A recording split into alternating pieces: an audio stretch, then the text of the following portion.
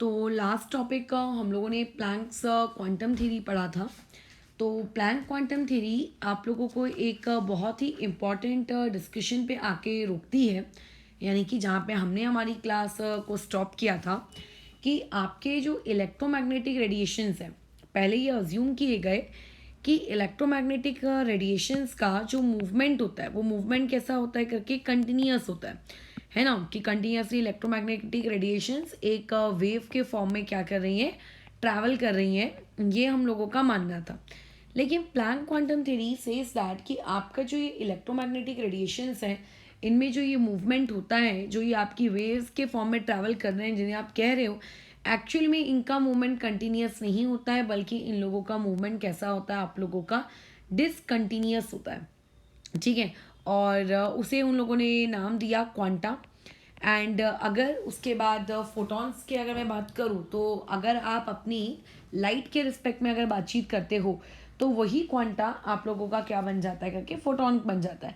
So there is no difference between such photon and quanta. Quanta is also photon, but आप लोगों का जो photon है वो आप ये कहोगे कि नहीं फोटॉन कोई अलग चीज़ है, क्वांटा कोई अलग चीज़ है। नो, अगर आप एक लाइट के रिस्पेक्ट में बातचीत कर रहे हो इन केस ऑफ लाइट, तो फिर वाली चीज़ ही आप लोगों की क्वांटा क्या कहलाने लगती है, फोटोन कहलाने लगती है। अभी जो हम लोगों ने एक टॉपिक पढ़ा था इलेक्ट्रोमैग्नेटिक रेडिएशंस, जिसमें मैंने ये कहा था कि रिफ्लेक्शन और रिफ्रैक्शन वाला जो फेनोमेना है, इन दोनों फेनोमेना को आप लोगों का करके, इसके अलावा जो आपका डिफ्रैक्शन होता है या फिर जो तुम लोगों का इंटरफेरेंस होता है, इन दोनों फेनोमेना को इलेक्ट्रोमैग्नेटिक रेडिएशंस का जो वेव नेचर है वो वेव नेचर तो एक्सप्लेन कर पा रहा है, but black body radiation and photo electric effect जैसे कुछ आप लोगों के करके जो टॉपिक हैं, ये टॉपिक एक्चुअल में आप लोगों का क्या नहीं हो पा रहा है करके, एक्सप्लेन नहीं हो पा रहा है करके, राइट। या आप लोगों का चल नहीं पा रहा है करके, इसको कौन एक्सप्लेन करेगा। सो जब हम लोग प्लैंक क्वांटम थ्योरी के हिसाब से ये अज्यूम करते हैं कि इलेक्ट्रोमैग्नेटिक रेडिएशंस आप लोगों के एक वेव नहीं बल्कि एक डिसकंटिन्यूस पैकेट ऑफ एनर्जी के फॉर्म में वो चीज़ें क्या होने लगती हैं करके, ट्रैवल करने लगती हैं। ठीक है। तो ऐसे में हम लोग कहते हैं करके कि अच्छा करके अब आपका फोटो इलेक्ट्रिक इफेक्ट एक्सप्लेन हो रहा है। सो पहले तो हम लोग ये जान लेते हैं करके कि what do you mean bye photo electric effect. और जब तुम्हें ये पता चल जाएगा कि फोटो इलेक्ट्रिक इफेक्ट क्या है, और उसके बारे में फिर हम लोग फिर आगे फर्दर डिस्कशन में आएंगे करके, ठीक है। ओके। तो पहले कुछ टॉपिक से बात कर लेते हैं, फिर उसके बाद हम लोग फोटो इलेक्ट्रिक इफेक्ट के इसमें घुसेंगे। तो देखो, तुम लोगों के पास अलग अलग प्रकार के पीरियोडिक टेबल में एलिमेंट्स हैं। अगर मैं specifically metals and non metals के रिस्पेक्ट में अगर मैं बातचीत करूं, तो मेटल्स की टेंडेंसी होती है क्या करने की, इलेक्ट्रॉन्स को लूज करने की। मेटल्स वांट कि वो अपने इलेक्ट्रॉन्स को लूज करें। और जो आपके नॉन मेटल्स होते हैं, उन नॉन मेटल्स की टेंडेंसी होती है इलेक्ट्रॉन्स को एक्सेप्ट करने की। या हम लोग बेसिकली नेक्स्ट चैप्टर में पढ़ेंगे। अच्छा, नेक्स्ट चैप्टर की यही चैप्टर, हाँ इसी चैप्टर में पढ़ेंगे, सॉरी। तो नॉन मेटल्स की टेंडेंसी होती है इलेक्ट्रॉन्स को एक्सेप्ट करने की। बाकी ये सब चीज़ें तुम लोग जानते भी हो करके। But the most important discussion here is कि आप लोगों का जो इलेक्ट्रॉन्स है या जो मेटल है वो इलेक्ट्रॉन को लूज करना चाहता है। So when a metal loses electron, तो ऐसा नहीं है कि कोई मेटल आपके पास रखा हुआ है और वो अपने आप अपना इलेक्ट्रॉन लूज कर देगा।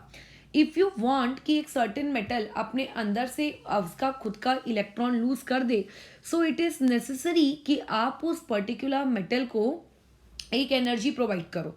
ठीक है। बिना एनर्जी के तो कभी भी कोई भी चीज़ आपका इलेक्ट्रॉन लूज करके देने वाली नहीं है। अब अलग अलग मेटल्स की अलग अलग रिक्वायरमेंट होती है। जैसे हम लोग इसको अभी आयनाइजेशन करके एक टॉपिक आएगा जिससे भी काफ़ी टाइम है, लेकिन जब ये टॉपिक आएगा तो उस वक्त हम लोग इस चीज़ को पढ़ेंगे कि what do mean by ionization energy. But अभी के लिए फ़िलहाल ये जान लो कि अगर किसी भी मेटल से आपको इलेक्ट्रॉन को निकलवाना है, तो मेटल तब तक इलेक्ट्रॉन नहीं निकाल के आपको देगा जब तक करके आप उसको एक certain amount of energy provide नहीं करते हैं। That energy is known as what, आपकी ionisation energy. So when you provide ionisation energy, आपका जो मेटल में जो आपका एटम है, उस एटम के अंदर जो इलेक्ट्रॉन है, जो एक सर्टेन फोर्स के वाया स्ट्रांगली बाइंडेड था आपके न्यूक्लियस से, वो क्या करता है करके आप लोगों का इलेक्ट्रॉन लूज कर देता है एंड वी से दैट कि हमने उसको आयनाइजेशन एनर्जी प्रोवाइड की और उसने हमें इलेक्ट्रॉन्स करके रेडिएट करके दे दिया या निकाल के दे दिया। अब अलग अलग मेटल्स में आयनाइजेशन एनर्जी अलग अलग होगी, क्योंकि अगर कोई मेटल आप लोगों का साइज में उसका एटम अगर छोटा है, ठीक है, अगर उसका एटॉमिक साइज छोटा है तो इसका मतलब उसके जो इलेक्ट्रॉन्स हैं वो बहुत ही टाइटली न्यूक्लियस से बाइंड रहेंगे। अगर किसी पर्टिकुलर मेटल एटम का एटॉमिक साइज बहुत बड़ा है तो उसका जो आउटर मोस्ट शेल का जो एक इलेक्ट्रॉन रहेगा, आप उस आउटर मोस्ट शेल का इलेक्ट्रॉन का न्यूक्लियस के साथ जो फोर्स रहेगा वो बहुत ही कम रहेगा। So it is easy for us to remove the electron from that metal atom which is large in size. So therefore जब हम लोगों को फोटो इलेक्ट्रिक इफेक्ट की बात आती है तो फोटो इलेक्ट्रिक इफेक्ट हर मेटल शो नहीं करते। There are very few metals जो आप लोगों के फोटो इलेक्ट्रिक इफेक्ट वाले फिनोमेना को बहुत अच्छे से आपको शो करवाते हैं। One of them is caesium, ठीक है, इफ यू टॉक अबाउट कि caesium will show you photo electric effect. उसके अलावा यू हैव रुबीडियम, ये सब आपके ग्रुप नंबर 1 के एलिमेंट्स हैं। एंड उसके बाद आप लोगों का आ गया पोटाशियम। ये आपके कुछ उन एलिमेंट्स के नाम हैं जो अपने इलेक्ट्रॉन्स को बहुत ही ईजीली लूज कर देते हैं। एंड जैसे मैंने बताया कि ये इलेक्ट्रॉन्स को क्यों ईजीली लूज कर पा रहे हैं, क्योंकि इनके जो आउटर मोस्ट शेल का इलेक्ट्रॉन है वो न्यूक्लियस से ज़्यादा स्ट्रॉन्ग फोर्स ऑफ अट्रैक्शन के साथ जुड़ा हुआ नहीं है, ठीक है, ज़्यादा स्ट्रॉन्ग फोर्स ऑफ अट्रैक्शन के साथ ही जुड़ा हुआ नहीं है।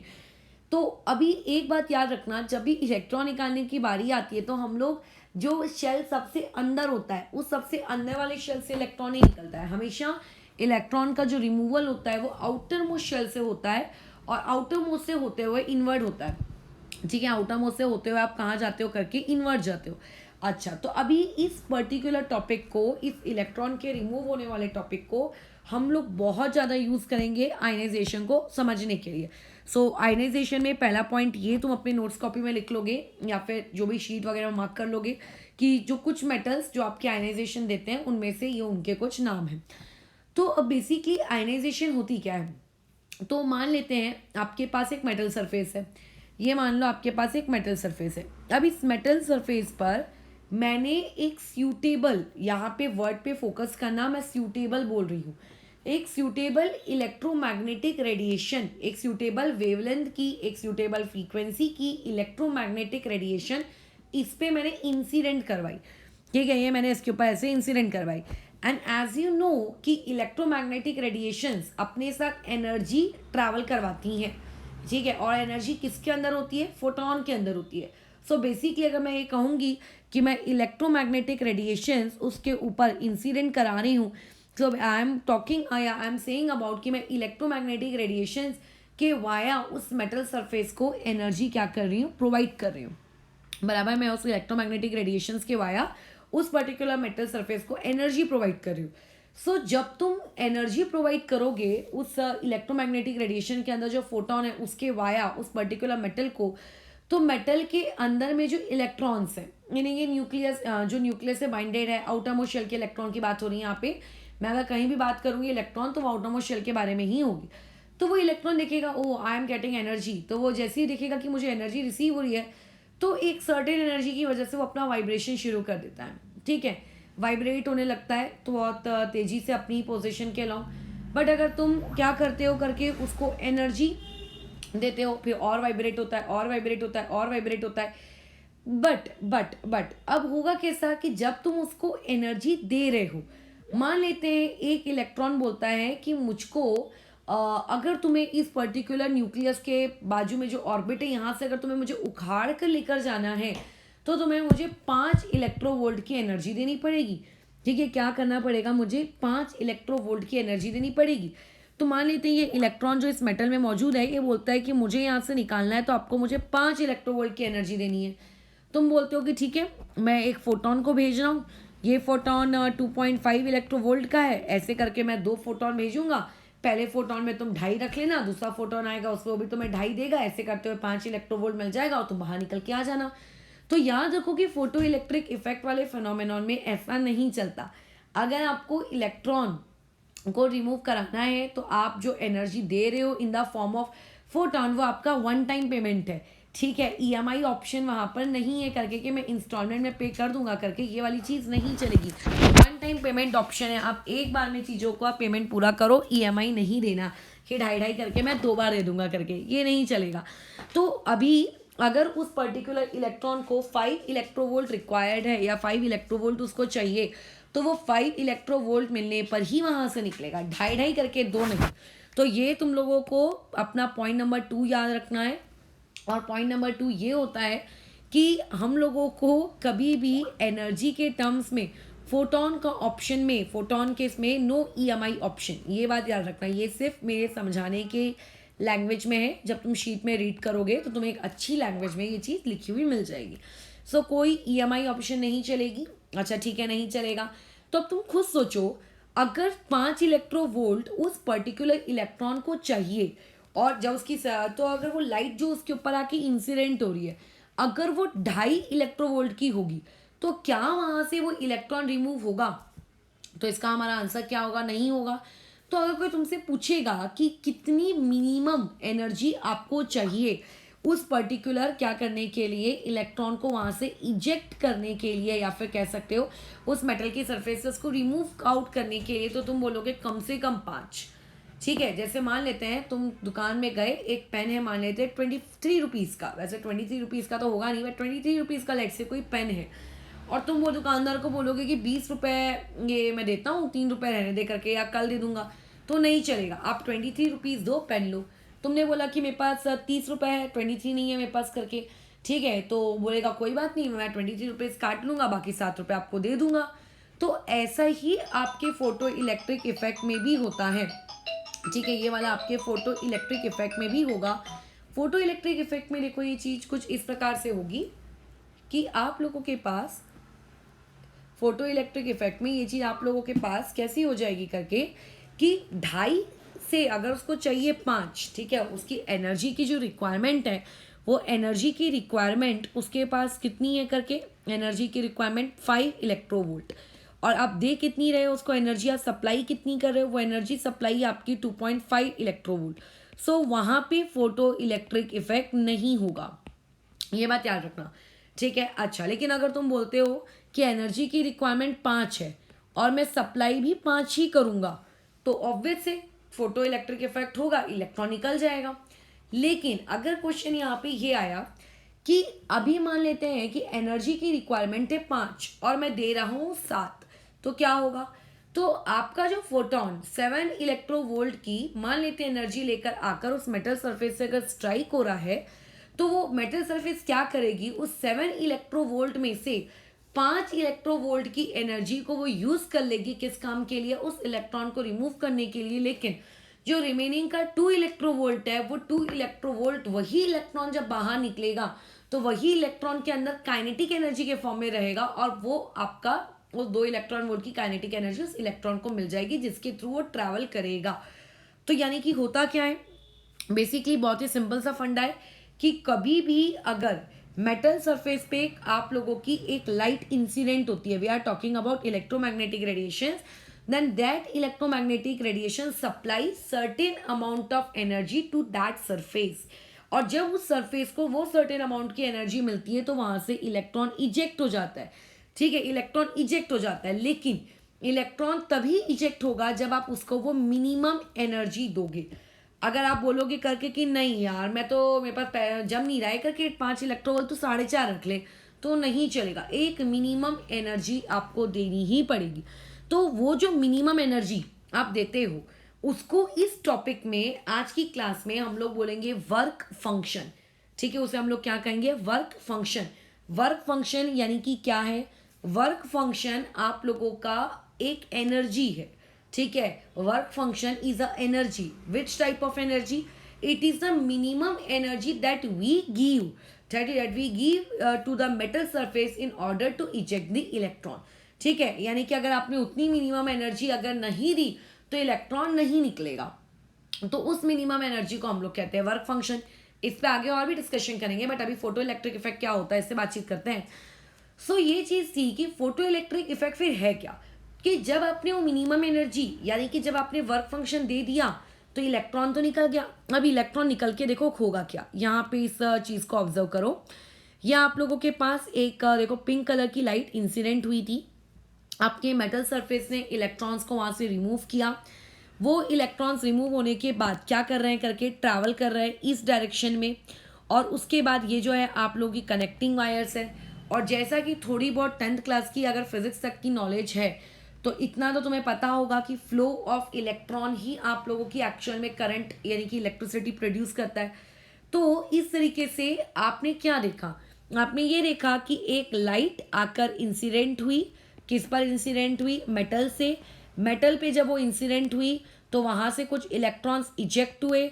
वो जो इलेक्ट्रॉन्स इजेक्ट हुए वो इलेक्ट्रॉन ट्रैवल करते हैं, किसके तरफ ट्रैवल करते हैं, ये एक प्लेट लगा के रखी, इस प्लेट की तरफ ट्रैवल करते हैं। उस प्लेट की तरफ ट्रैवल करने के बाद वो फिर वायर में ट्रैवल करते हैं, and the flow of electron you know is known as what आप लोगों का electric current. So basically photo electric effect यही होता है। फोटो इलेक्ट्रिक इफेक्ट आपका एक ऐसा फिनोमेना है जिसमें आप इलेक्ट्रॉन्स को इजेक्ट करते हो मेटल के सरफेस से, जब कोई एक light suitable frequency, suitable wavelength या सूटेबल एनर्जी की उसमें स्ट्राइक करती है। एंड फोटो इलेक्ट्रिक इफेक्ट इसीलिए इंपॉर्टेंट है बिकॉज इस प्रोसेस से हम लोग करंट प्रोड्यूस कर सकते हैं। ठीक है, इससे हम लोग क्या करते हैं, करंट प्रोड्यूस कर सकते हैं। तुम देख लो, जब वही इलेक्ट्रॉन्स आपके बल्ब के अंदर से फ्लो हो रहे हैं तो आपका बल्ब ग्लो हो गया करके। ठीक है, और जो बाजू में तुमने लगा के रखा है एमीटर, उस एमीटर में आपको सर्टेन रीडिंग भी दिख रही है करके कि हाँ करके इतना मिली एम्पियर का करके करंट फ्लो हुआ है। इसके एप्लीकेशंस भी हैं, कई जगह हम लोग इस फिनोमेना को यूज़ भी करते हैं करंट प्रोड्यूस करने के लिए। बट कुछ बेसिक टर्म जो तुम्हें यहाँ पे पता होने चाहिए, वो बेसिक टर्म यहाँ पे है photo current. Right, what do you mean bye photo current. उसके बाद जो दूसरा एक बेसिक टर्म है, what do you mean bye photo electron. तो बहुत ही ईजी टॉपिक्स हैं यहाँ पर। फोटो करंट मतलब क्या, फोटो इलेक्ट्रिक इफेक्ट से जो करंट प्रोड्यूस होता है वही करंट को आप फोटो करंट कहते हो। और what do you mean bye photo electron, metal surface जो आप लोगों के पास है, इस मेटल सरफेस से जब कोई आप लोगों की लाइट आकर इसको स्ट्राइक करती है, तो लाइट के स्ट्राइक करने की वजह से इलेक्ट्रॉन्स इजेक्ट होते हैं, and that ejected electron because of light is known as आपका फोटो इलेक्ट्रॉन। तो photoelectron and normal electron कोई अलग या कोई विचित्र चीज नहीं है, both are the same thing. ठीक है, both are same thing, photoelectron and आपका ejected electron both are same thing करके। So this was all about photo electric effect. अब हम फोटो इलेक्ट्रिक इफेक्ट के बारे में और इक्वेशंस वगैरह भी सीखेंगे, बट इतनी जानकारी तुम्हें पता होनी चाहिए थी कि आप लोगों का ये एक्सपेरिमेंटल सेटअप है, इसको ये कहते हैं, इसको ये कहते हैं, उसको वो कहते हैं। अब यहाँ पे जो ये आप लोगों के पास ये जो है, यानी कि मेटल सरफेस से इलेक्ट्रॉन निकल कर कहाँ पे जा रहे हैं आप लोगों के, देखो उधर शिव लेफ्ट साइड जा रहे हैं। तो तुम ये सोचो, इलेक्ट्रॉन्स खुद निगेटिवली चार्ज होते हैं, तो अगर तुम्हें इलेक्ट्रॉन्स को ट्रैवल करवाना है किसी अपोजिट डायरेक्शन में, तो तुम्हें क्या करवाना होगा, उस अपोजिट में रखी हुई चीज को पॉजिटिवली चार्ज बनाना होगा, तभी तो इलेक्ट्रॉन्स उसके प्रति क्या होंगे, अट्रैक्ट होंगे करके। बराबर। तो तुम ये देखो कि बैटरी का जो ये पॉजिटिव टर्मिनल है, ये बैटरी का पॉजिटिव टर्मिनल मैंने इसको कनेक्ट करके रखा है, यानी कि ये मेरा क्या है करके एनोड है एक तरीके से, बट इसे इस पर्टिकुलर प्रोसेस में हम लोग कहते हैं collector. Why we called it as a collector, because ये जो इलेक्ट्रॉन्स वहाँ से निकल रहे हैं करके, उन इलेक्ट्रॉन्स को ये क्या कर रहा है, कलेक्ट करके आगे आपके वायर में पास कर रहा है करके। ठीक है, अच्छा उसके बाद जो मेटल सरफेस है, उस मेटल सरफेस को हम बैटरी के कौन से टर्मिनल से कनेक्ट करते हैं, खुद निगेटिव टर्मिनल से। तो ये छोटा सा कनेक्शन था, इस बारे में याद होना चाहिए। अब आते हैं हम लोग बाकी अपने टॉपिक में। तो देखो कैसे, मैंने कहा कि मान लेते हैं कि अगर एक इलेक्ट्रॉन को तुम बोलोगे करके कि एनर्जी, इलेक्ट्रॉन बोल रहा है कि एनर्जी रिक्वायर्ड 5 इलेक्ट्रोवोल्ट है, और तुम अगर उसको बोलोगे कि नहीं करके मैं आपको करके एनर्जी जो सप्लाई कर सकता हूँ वो ज़्यादा से ज़्यादा 4 इलेक्ट्रोवोल्ट है, इससे ज़्यादा मेरी कैसा कैपेसिटी नहीं है आपकी पेमेंट करने की। 4 इलेक्ट्रोवोल्ट मतलब 4 इलेक्ट्रोवोल्ट। तो फोटो इलेक्ट्रिक इफेक्ट यहाँ पे कोई मोल भाव नहीं करेगा, यहाँ पे फोटो इलेक्ट्रिक इफेक्ट होगा ही नहीं, सीधा रिजेक्शन, मना कि नहीं यार करके। अगर तुम्हारे पास 4 इलेक्ट्रोवोल्ट से ज़्यादा की अगर तुम्हारी कैपेसिटी नहीं है करके, तो फिर फोटो इलेक्ट्रिक इफेक्ट के बारे में भी भूल जाओ, अपन फोटो इलेक्ट्रिक इफेक्ट भी यहाँ पर नहीं हो सकता। फिर मान लेते हैं आपने जो एनर्जी सप्लाई है वो एनर्जी सप्लाई आपने बहुत कोशिश की और समहाउ तुम बोलते हो करके कि चलो करके मैंने 5 इलेक्ट्रोवोल्ट अरेंज कर लिया, तो जो एनर्जी रिक्वायर्ड थी इलेक्ट्रॉन्स को निकलने के लिए वो भी 5 इलेक्ट्रोवोल्ट थी। तो यहाँ से अगर आप जितनी एनर्जी उसको रिक्वायर्ड है कितनी है 5 इलेक्ट्रोवोल्ट, और आप बस उतनी ही एनर्जी जस्ट सप्लाई कर रहे हो, ना तो तुम कम एनर्जी सप्लाई कर रहे हो ना तो तुम क्या के ज़्यादा एनर्जी सप्लाई कर रहे हो, तुम जस्ट उतनी ही एनर्जी सप्लाई कर रहे हो जितनी उसको फोटो इलेक्ट्रिक इफेक्ट को करने के लिए चाहिए। ठीक है, ना कम ना ज़्यादा, you are providing just sufficient amount of energy. यानी कि ये 5 इलेक्ट्रोवोल्ट आप लोगों की क्या है, या आप लोगों की मिनिमम एनर्जी है।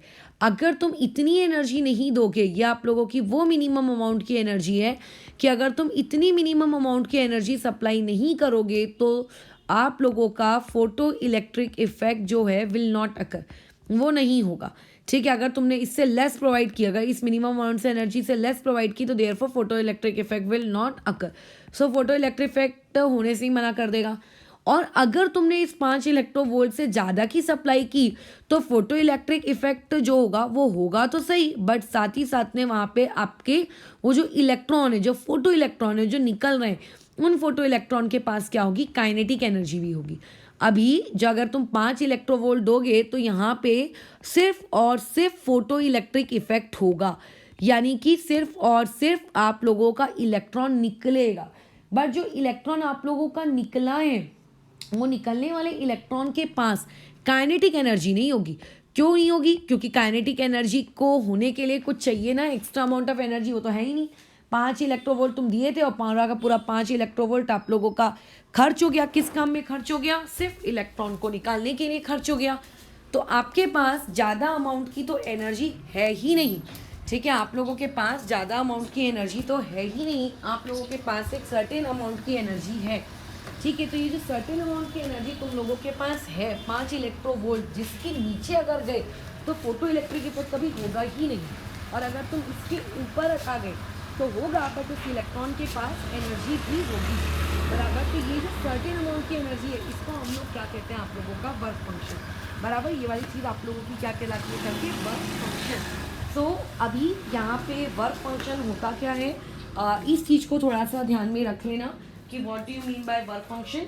सो वर्क फंक्शन वो मिनिमम अमाउंट की एनर्जी है जो मिनिमम अमाउंट की एनर्जी आपको देनी पड़ती है फोटो इलेक्ट्रिक इफेक्ट के लिए। अगर आप ये मिनिमम अमाउंट की एनर्जी सप्लाई नहीं करोगे तो काम होगा ही नहीं। So minimum amount of energy, ये बात याद रखना, जिसकी वजह से फोटो इलेक्ट्रिक इफेक्ट जस्ट होता है, इसको हम लोग क्या कहते हैं, वर्क फंक्शन, बराबर। इसे हम लोग क्या कहते हैं, वर्क फंक्शन, और इसका सिंबल होता है इस तरीके से फाई करके। ठीक है, तुम लोगों को अभी अगर केमिस्ट्री में ये सिंबल लेट से ड्रॉ नहीं करना है तो तुम W.F ये वाली चीज़ में लिख सकते हो, अदरवाइज अगर तुम फाई का सिंबल ड्रॉ करोगे तो भी वो चलेगा करके। अच्छा ठीक है, तो वर्क फंक्शन हमें समझ में आ गया। अच्छा, वैसे ही हम लोग अब आगे भी बात करते हैं। अब आगे ये है करके कि अगर मान लेते हैं मैंने एनर्जी 5 इलेक्ट्रोवोल्ट से ज़्यादा दी तो क्या होगा, 5 इलेक्ट्रोवोल्ट से ज़्यादा एनर्जी देने पर तो एक फोटॉन अगर एक फोटॉन 8 इलेक्ट्रोवोल्ट की एनर्जी लेकर जा रहा है, चाहिए कितनी, सिर्फ आप लोगों के पास 5, लेकिन आपके पास वो जो एक फोटॉन है, उस एक फोटॉन के पास मान लेते हैं एनर्जी है 8 इलेक्ट्रोवोल्ट, और आपको रिक्वायर्ड एनर्जी सिर्फ कितनी चाहिए करके, 5 इलेक्ट्रोवोल्ट। तो ऐसे केस में जो होगा, जो आपके पास एक्स्ट्रा के 3 इलेक्ट्रोवोल्ट की जो एनर्जी है, वो एक्स्ट्रा की 3 इलेक्ट्रोवोल्ट की एनर्जी क्या जाएगी, कहाँ जाएगी, तो वो एक्स्ट्रा की जो 3 इलेक्ट्रोवोल्ट की एनर्जी है वो कन्वर्ट हो जाएगी आप लोगों की काइनेटिक एनर्जी। और ये काइनेटिक एनर्जी किसके पास होगी, इजेक्टेड इलेक्ट्रॉन के पास। यानी कि अब जो इलेक्ट्रॉन निकलेगा वो ऐसा ढीला ढाला नहीं होगा तो कि धीरे धीरे चल रहा है, उसके पास क्या होगी, आप लोगों के पास एक पर्टिकुलर काइनेटिक एनर्जी भी होगी। ठीक है, एक क्या होगी, काइनेटिक एनर्जी भी होगी।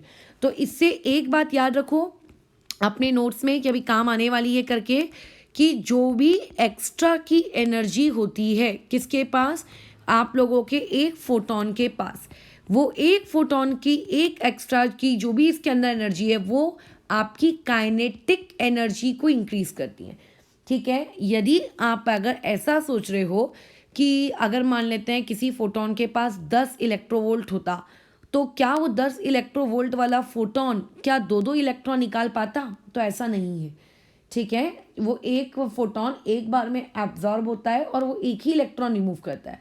तो ऐसे केस में 5 इलेक्ट्रोवोल्ट से वो क्या करेगा, इलेक्ट्रॉन को निकालेगा और बाकी के 5 इलेक्ट्रोवोल्ट से दूसरा इलेक्ट्रॉन ही निकालेगा, बल्कि उसी निकाले हुए इलेक्ट्रॉन को वो एक आपकी काइनेटिक एनर्जी इम्पार्ट कर देगा।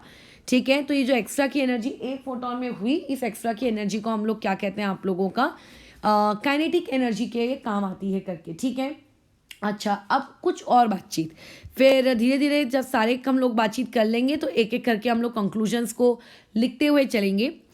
सिंस यू नो कि एनर्जी ऑफ जो फोटोन होती है, फोटोन की जो एनर्जी होती है, वो एनर्जी ऑफ फोटोन आपका होता क्या है, एच न्यू होता है। ये अभी अभी हम लोगों ने प्लैंक कांस्टेंट में पढ़े, सॉरी प्लैंक क्वांटम थ्योरी में पढ़े। या फिर आप उसको एच न्यू के बदले ये भी लिख सकते हो करके, क्या कहते हैं आपका एच सी बाय लैम्बडा। सो यहाँ से साफ साफ दिख रहा है कि एनर्जी ऑफ फोटोन वो डायरेक्टली प्रोपोर्शनल है फ्रीक्वेंसी के। मतलब अगर आप एक ऐसी इलेक्ट्रोमैग्नेटिक रेडिएशन भेज रहे हो जिसकी फ्रीक्वेंसी बहुत ज़्यादा है, तो ऑटोमेटिकली उसकी एनर्जी भी ज़्यादा होगी, एनर्जी पजेस्ड बाय फोटोन, उसके अंदर जो फोटोन होंगे उनकी एनर्जी भी ज़्यादा होगी। अगर आप एक ऐसी इलेक्ट्रोमैग्नेटिक रेडिएशन भेज रहे हो जिसकी वेवलेंथ ज़्यादा है, तो वेवलेंथ और एनर्जी का उल्टा चलता है, तो वहाँ पे आप लोगों की एनर्जी ज़्यादा नहीं होगी, बल्कि ज़्यादा बड़ी वेवलेंथ की वजह से आप लोगों का एनर्जी कम हो जाएगी। ठीक है, आपकी एनर्जी क्या हो जाएगी, कम हो जाएगी। समझ में आ रही बात? तो अब देखो, मान लेते हैं मैंने तुमसे ये कहा कि ये एक इलेक्ट्रॉन है, ये इलेक्ट्रॉन 5 इलेक्ट्रोवोल्ट की एनर्जी मांग रहा है, रिक्वायर्ड। ये जस्ट समझाने के पर्पस के लिए ये क्या है आप लोगों का, एक सिर्फ और सिर्फ एक नंबर है, इसका असलियत से, असलियत के कैलकुलेशन से कोई वास्ता नहीं है।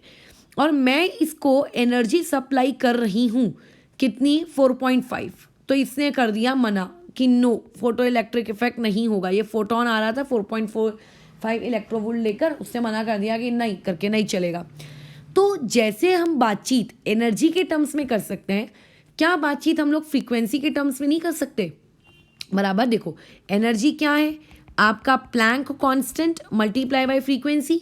सो if it we can talk in terms of energy, तो मैं ये भी बात कर सकती हूँ करके कि फ्रीक्वेंसी के टर्म्स में।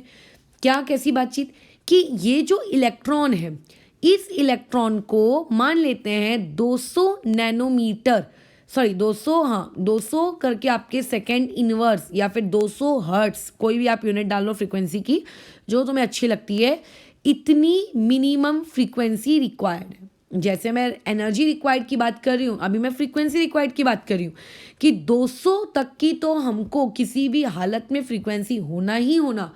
तुम बोलोगे नहीं 200 नहीं है, मैं तो 198 हर्ट्स आपको फ्रीक्वेंसी प्रोवाइड कर सकता हूँ, एक ऐसा रेडिएशन देता हूँ जो 198 हर्ट्स आपको सप्लाई करेगा। सो वो मेटल सरफेस बोलेगा नो, मैं अपना इलेक्ट्रॉन इजेक्ट नहीं करूँगा, मुझे minimum wavelength, sorry minimum frequency जो मुझे चाहिए ही चाहिए है। किस काम के लिए मिनिमम फ्रीक्वेंसी जो मुझे चाहिए ही चाहिए, कि आपके फोटो इलेक्ट्रिक इफेक्ट को जस्ट करवाने के लिए, जस्ट अकर करवाने के लिए, उस मिनिमम फ्रीक्वेंसी को हम लोग क्या कहते हैं, थ्रेशोल्ड फ्रीक्वेंसी। बराबर, उसी मिनिमम फ्रीक्वेंसी को हम लोग क्या कहते हैं, threshold frequency, and it is denoted by the symbol new naught. बराबर, वैसे ही मैं अगर मैं इस चीज़ को मिनिमम एनर्जी के रिस्पेक्ट में बात करूँ, तो मिनिमम एनर्जी जो मुझे देनी ही पड़ेगी, जिसको दिए बिना आपका फोटो इलेक्ट्रिक इफेक्ट नहीं होगा, और आपने उतनी एनर्जी दी तो फोटो इलेक्ट्रिक इफेक्ट जस्ट होगा, उसे हम लोग क्या कहते हैं, work function, and it is denoted by the symbol आप लोगों का फाई करके, ये ऐसे। तो समझ रहे हो करके कि मैं क्या कहना चाह रही हूँ, आपको टर्म्स इंट्रोड्यूस करवा रही हूँ कि what do you mean bye threshold frequency and what do you mean by work function, ये आपको पता होना चाहिए। अब जैसे फ्रीक्वेंसी के रिस्पेक्ट में भी बात कर चुके हो, और उसके अलावा तुम अभी एनर्जी के रिस्पेक्ट में भी बात कर चुके हो, तुम ये भी सोच सकते हो कि चलो करके अब हम हमारी बातचीत को करके किसके रिस्पेक्ट में करें, आप लोगों के वेवलेंथ के रिस्पेक्ट में करें। सो एब्सोल्युटली आप वेवलेंथ के रिस्पेक्ट में भी बात कर सकते हो, ठीक है। जैसे फ्रीक्वेंसी के रिस्पेक्ट में बात कर सकते हैं, वैसे आप वेवलेंथ के रिस्पेक्ट में बात कर सकते हो, लेकिन ज़्यादातर हम लोग फ्रीक्वेंसी के टर्म्स में ही बात करते हैं करके, वेवलेंथ के टर्म्स में हम लोग बात नहीं करते हैं।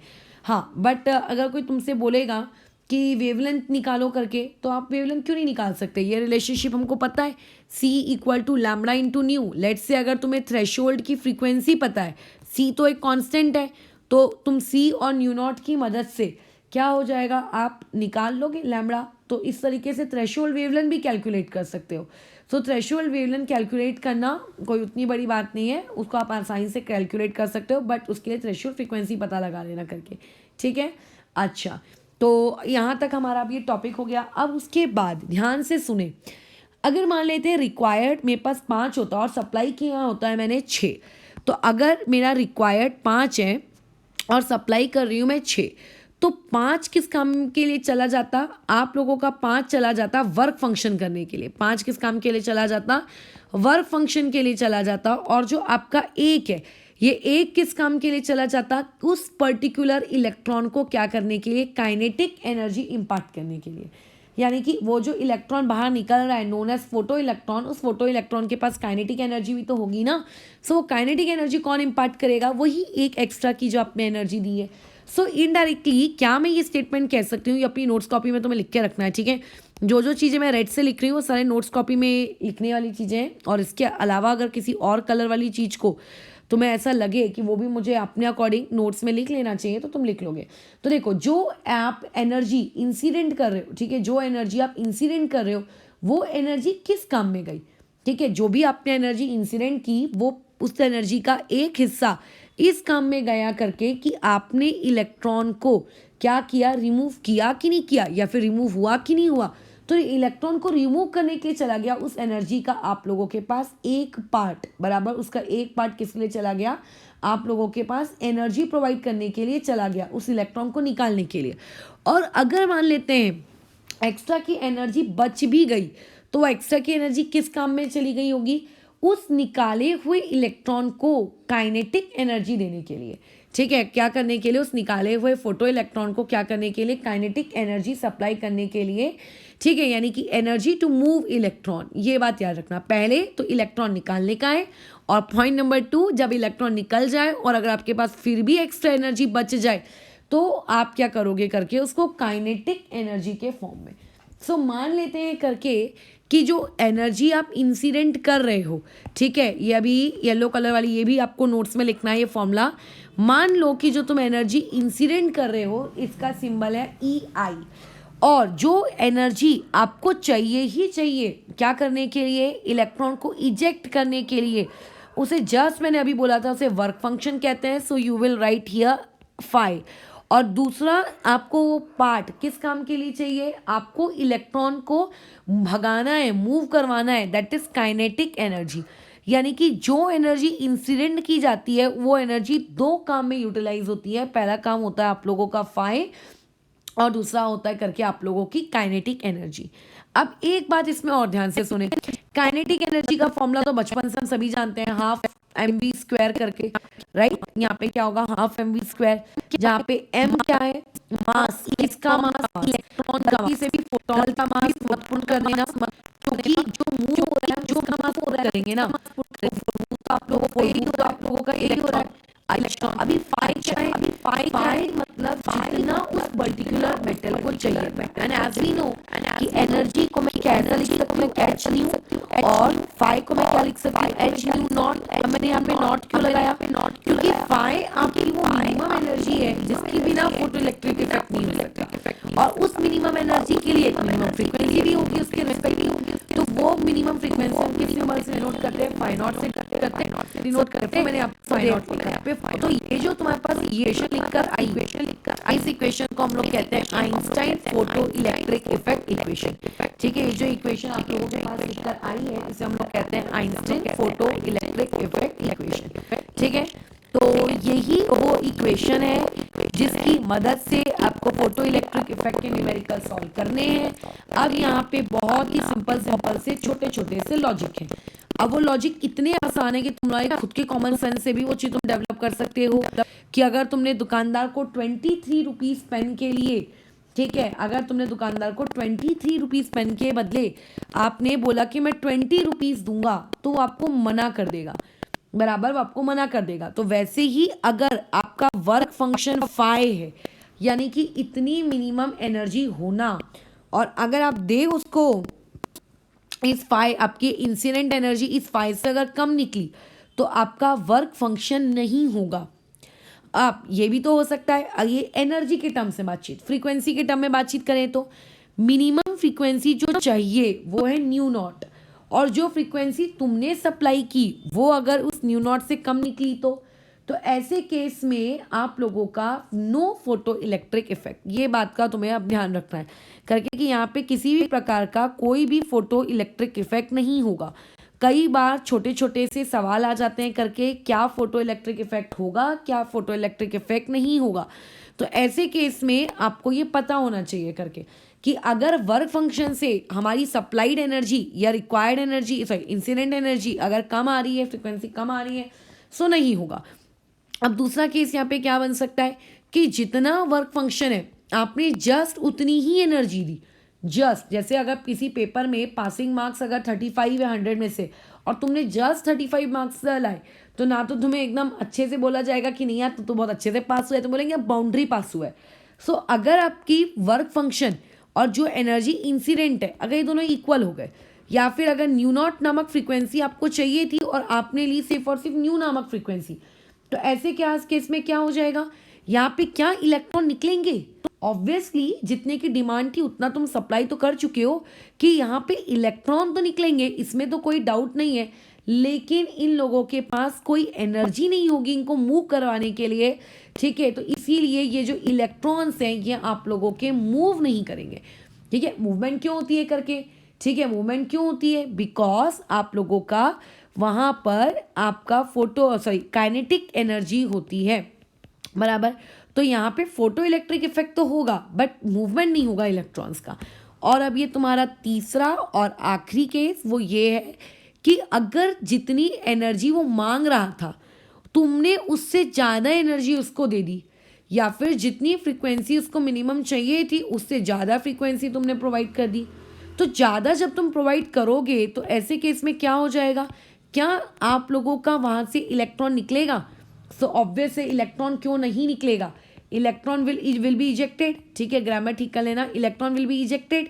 अब क्या इलेक्ट्रॉन मूव करेगा, ऑब्वियसली इलेक्ट्रॉन भी तो मूव करेगा, क्यों नहीं करेगा, वो काइनेटिक एनर्जी है। तो क्या फोटो इलेक्ट्रिक इफेक्ट हो रहा है, तो obviously yes photo electric effect हो रहा है। सो फोटो इलेक्ट्रिक इफेक्ट नहीं होने का सिर्फ एक ही कंडीशन होता है, वो ये कि आप लोगों के पास जो वर्क फंक्शन है वो ज़्यादा है और जितनी एनर्जी इंसिडेंट हो रही है वो इंसिडेंट एनर्जी आपके पास कम है। जैसे कि इस चीज़ को यहाँ पे देखो, ये आप लोगों के पास एक पर्टिकुलर इमेज है, यहाँ से जो फोटॉन्स की बीम आ रही है, देखो जो बीम भी ली गई है वो डिसकंटिन्यूस ली गई है, ठीक है। वो आपकी जो फोटॉन्स आप भेज रहे हो वो फोटॉन्स आप लोगों के बिलो थ्रेशोल्ड है, यानी कि जितना चाहिए था उससे कम। तो ऐसे केस में आप उस बीम को 2 घंटा 3 घंटा 4 घंटा या रात भर या पूरा हफ्ता भर भी अगर आप इंसिडेंट करवाओगे तो वो कभी भी आप लोगों के अंदर से इलेक्ट्रॉन निकाल कर नहीं देगी, ठीक है। अच्छा, और उसके बाद यहाँ नीचे देखें, अब इस केस में जो फोटोन की बीम आ रही है वो थ्रेशोल्ड के अबोव है, तो जब वो थ्रेशोल्ड के ऊपर है तो ऐसे में इलेक्ट्रॉन निकलेगा भी और साथ में वो इलेक्ट्रॉन आपका क्या करेगा, मूवमेंट भी करेगा। सो अगर आप लोगों के पास एनर्जी सप्लाइड EI अगर आपका ग्रेटर होता है किससे, वर्क फंक्शन से, या फिर आप लोगों की सप्लाइड फ्रीक्वेंसी ग्रेटर होती है किससे, आपकी थ्रेशोल्ड फ्रीक्वेंसी तो ऐसे केस में आप लोगों का इलेक्ट्रॉन इजेक्ट भी हो गया और साथ ही साथ में आप लोगों का इलेक्ट्रॉन वहाँ पे मूव भी हो गया, ठीक है। अच्छा, और अगर मान लेते हैं कि तुम्हारी सप्लाइड एनर्जी छोटी है किस चीज़ से, आपके वर्क फंक्शन से, या फिर जितनी फ्रीक्वेंसी की वो डिमांड कर रहा था उससे आप कम फ्रीक्वेंसी दे पा रहे हो, तो ऐसे केस में क्या हो जाएगा करके वहाँ पे कोई भी इलेक्ट्रॉन वहाँ पे इजेक्ट नहीं होगा किसी भी प्रकार से, ठीक है। अब यहाँ पे नेक्स्ट पॉइंट हम लोग देखते हैं कि आपके पास जितने भी मेटल्स होते हैं, ठीक है, जितने भी मेटल्स आपके पास हैं, सब मेटल्स की जो वर्क फंक्शन होता है वो अलग अलग होता है। जैसे तुम इसको ऐसा रट्टा नहीं मार के बैठ सकते कि नहीं करके सोडियम का तो वर्क फंक्शन करके 2 था तो इसका भी वर्क फंक्शन पोटेशियम का भी 2 होगा। हर मेटल का वर्क फंक्शन डिफरेंट होता है, ठीक है। ये पॉइंट तुम्हें याद रखना है कि एवरी मेटल, ठीक है, जितने भी आपके मेटल हैं हर मेटल के पास, ठीक है, डिफरेंट वर्क फंक्शन होता है। उन सभी का वर्क फंक्शन भी उन लोगों का डिफरेंट होता है और साथ ही साथ में उन लोगों की जो थ्रेशोल्ड फ्रीक्वेंसी होती है वो थ्रेशोल्ड फ्रीक्वेंसी भी उन लोगों की क्या होती है करके अलग होती है। तो अभी इस कंसेप्ट के बेसिस पर एक छोटा सा तुम्हें चार्ट दिया जा रहा है। अब उस चार्ट के बेसिस पे तुम्हें ये डिटेक्ट करना है कि क्या वहाँ पे आप लोगों का करके वर्क फंक्शन वहाँ पे होगा कि नहीं होगा वर्क करके, मतलब वहाँ पे क्या फोटो इलेक्ट्रिक इफेक्ट होगा कि फोटो इलेक्ट्रिक इफेक्ट नहीं होगा। इसको अपने नोट्स कॉपी में इंक्लूड कर लेना। देखो तो हमने एक छोटा सा कॉलम क्रिएट कर लेते हैं मेटल। आपके पास बहुत सारे मेटल है, पोटेशियम है, सोडियम है, सीशियम है, ठीक है, फिर लिथियम है और उसके बाद फिर मैग्नीशियम है और यहाँ पे आपके पास रुबीडियम है, ठीक है। अच्छा तो और एक और मैं ले लेती हूँ यहाँ पे करके, ये रुबीडियम यहाँ कर देते हैं, नीचे की स्पेस को यूटिलाइज कर लेते हैं। लेट से आपके पास ये डब्लू है, डब्लू क्या होता है, टंगस्टन, बराबर। चलो ठीक है, तो ऐसे केस में ये इतने प्रकार के मेरे पास मेटल्स हैं। अब इन हर मेटल्स का वर्क फंक्शन अलग है, तो लेट से मैंने इनका वर्क फंक्शन यहाँ पे लिख दिया है इलेक्ट्रोवोल्ट में। याद रखना वर्क फंक्शन हम लोग इलेक्ट्रोवोल्ट में ही जनरली मेजर करते हैं अनलेस अंटिल क्वेश्चन में जूल्स वगैरह में पूछा ना जाए। सो ये 4.3, यहाँ पे इसको लिख दिया 3.5, ये हो गया आपका 2.9, ये हो गया 4 आपका करके 2 और ये वाली चीज़ हो गई 4.8 और ये हो गया 5.1। अब यहाँ पे देखो क्वेश्चन बहुत ही सिंपल है। मैं ये तुमसे अगर कहूँगी कि मैंने 3000, ठीक है, मैंने 3000 नहीं, चलो 300 नैनोमीटर की एक रे इन मेटल्स पे इंसिडेंट करवा रही हूँ, तो आपको बताना है कि 300 नैनोमीटर की रे में ये कि में से किस मेटल का फोटो इलेक्ट्रिक इफेक्ट करवाने के लायक है और कौन से का नहीं।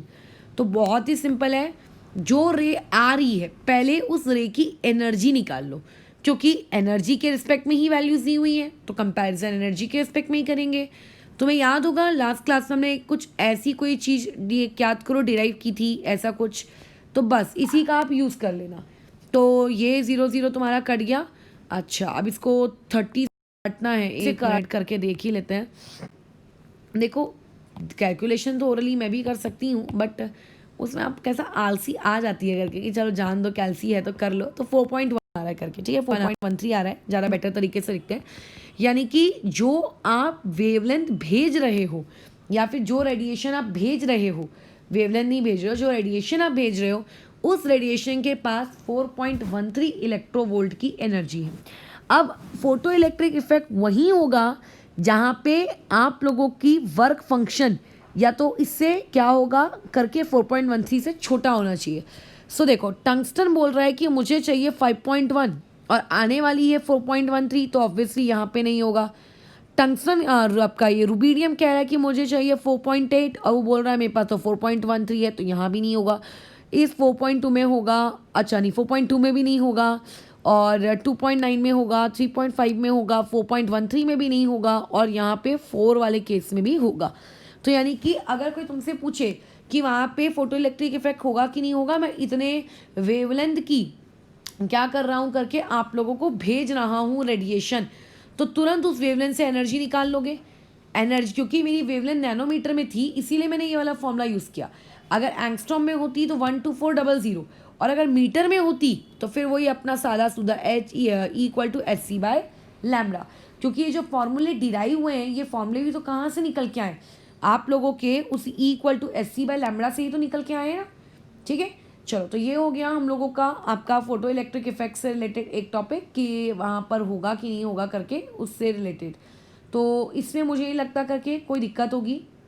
अब जब तुम न्यूमेरिकल करोगे तो न्यूमेरिकल करते वक्त तुम लोगों को एक और इम्पॉर्टेंट चीज़ ध्यान में रखनी है। वो इम्पॉर्टेंट चीज़ ये है कि फोटो इलेक्ट्रिक इफेक्ट वाला जो ये पूरा आपका गेम है इसमें एक कंसेप्ट और आता है। वो कंसेप्ट होता है आप लोगों का स्टॉपिंग पोटेंशियल, ठीक है। वो कंसेप्ट आप लोगों का क्या होता है करके स्टॉपिंग पोटेंशियल। तो पहले तो हम लोगों को ये कंसेप्ट सीखना है करके कि what do you mean bye stopping potential नामक करके ये चीज़ करके आप लोगों की क्या है करके, ठीक है। तो देखो बहुत ही सिंपल सी चीज़ है, तुम्हारे जो इलेक्ट्रॉन्स मेटल सरफेस से निकल रहे हैं, मेटल सरफेस से निकल कर वो ट्रैवल कर रहे हैं, तो और उनके ट्रैवल की वजह से वहाँ से क्या हो रहा है, करंट प्रोड्यूस हो रहा है। तुम नहीं चाहते कि आप लोगों के इलेक्ट्रॉन्स ट्रैवल करें, तो तुम क्या करोगे, इलेक्ट्रॉन्स को रोकोगे, बराबर। तुम क्या करोगे, इलेक्ट्रॉन्स को बोलोगे कि इलेक्ट्रॉन्स रुको रुको, बट तुम्हारे बोलने से तो इलेक्ट्रॉन रुकने वाले हैं नहीं। तो ऐसे में हम लोग क्या करते हैं, वो जो बैटरी हम लगाते हैं फोटो इलेक्ट्रिक इफेक्ट में, अब भी मान लेते हैं कि आपके पास जो इलेक्ट्रॉन है, जो इलेक्ट्रॉन निकल रहा है, मैक्सिमम काइनेटिक एनर्जी का जो इलेक्ट्रॉन वहाँ से निकल रहा है, वो मैक्सिमम काइनेटिक एनर्जी का जो इलेक्ट्रॉन वहाँ से निकल रहा है, वो इलेक्ट्रॉन, ठीक है, वो इलेक्ट्रॉन आप लोगों का मान लेते हैं बोल रहा है करके कि मैं 5 इलेक्ट्रोवोल्ट की काइनेटिक एनर्जी लेकर जा रहा हूँ। कितनी इलेक्ट्रोवोल्ट की, 5 इलेक्ट्रोवोल्ट की काइनेटिक एनर्जी लेकर मैं जा रहा हूँ। सो तुम्हें अगर उसको आगे जाने से रोकना है, ठीक है, तो तुम्हें क्या करना पड़ेगा, उसको एनर्जी सप्लाई करनी पड़ेगी। कितनी एनर्जी सप्लाई करनी पड़ेगी, आपको उसको 5 इलेक्ट्रोवोल्ट की ही एनर्जी सप्लाई करनी पड़ेगी। जैसे अगर ऊपर से किसी चीज़ को या फिर लेफ्ट साइड से अगर किसी चीज़ को 5 न्यूटन का फोर्स लग रहा है और तुम चाहते हो करके कि वो चीज़ अपनी जगह से डिस्प्लेस ना हो, तो तुम क्या करोगे, उसके अपोजिट डायरेक्शन में आप अगेन 5 न्यूटन का फोर्स लगा दोगे, इक्वल एंड अपोजिट, बराबर डायरेक्शन अपोजिट रहेगा बट मैग्नीट्यूड वाइज वो सेम रहेगा। तो स्टॉपिंग पोटेंशियल में भी हमको कुछ ऐसा ही करना पड़ता है। स्टॉपिंग पोटेंशियल में अगर तुम चाहते हो कि कोई इलेक्ट्रॉन आप लोगों का मूवमेंट करने ना, तो ये बहुत ज़रूरी होता है करके कि हम वहाँ पे बैटरी की मदद से क्या कर दे करके आपके इलेक्ट्रॉन को फ्लो होने से रोकें।